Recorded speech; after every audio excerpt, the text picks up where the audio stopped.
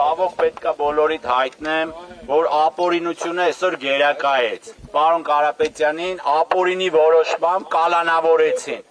Մեր պայքարը շարունակվելու է, մենք բողոքարկելու ենք էսի աբսուրդի գագաթնակետն է։ Զրո փաստական հանցակազմով մարդուն կալանավորում են, այս ձևով ցանկացած անձի կարան կալանավորեն, մեր գնահատմամբ սա ապօրինի է եւ մենք սա բողոքարկելու ենք։ Խոսքը փոխանցում եմ իմ ընկերոջին։ 2 ամիս ժամկետով կալանքի մասին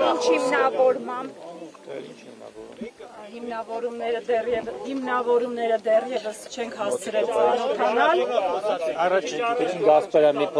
Շատ լավ, որոշումը տրամադրվել է դատարանի կողմից, սակայն դեռ չենք հասցրել ծանոթանալ։ Բնականաբար որոշումը բողոքարկվելու է։ Բնականաբար պաշտպանական կողմը պատրաստվում է բողոքարկել նշված խափանման միջոցի որոշումը եւ ակնկալում ենք, որ մոտ ապագայում կունենանք արդարացի որոշում։ Ձեզ համար սպասելի էր դատարանի այս որոշումը եւ ձեր հակափաստարկները, երբ որ ներկայացրեցիք դատարանը, ինչ ասեց։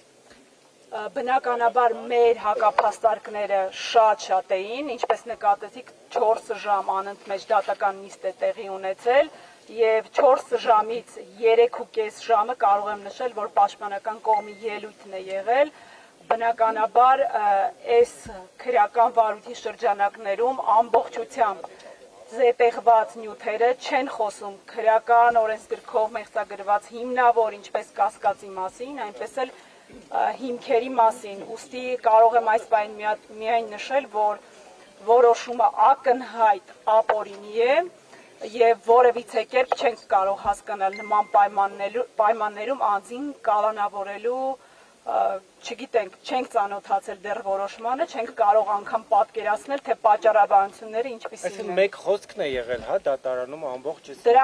Դրա մասին քիչ առաջ ձեզ նշել էինք, այո, ինչը որ դուք տեսել եք, այդ տեսագրության մասին է խոսքը։ Ձեր կարծիքով սա քաղաքական հրահանգ էր, վերևից զանգ է եկել դատավորին։ Ես չեմ կարող դրա մասին որևիցե հայտարարություններ անել։ Այսինքն Նիկոլ Փաշինյանը, որ ասում էր կմիջամտեմ իմ ձևով, սա հետ։ Ես չեմ կարող նման արձագանքներ ձեր հարցերին տալ, դուք ենթադրությունները թողնում եմ ձեզ։ Իսկ դուք դատարանում այդ մասին ասել եք։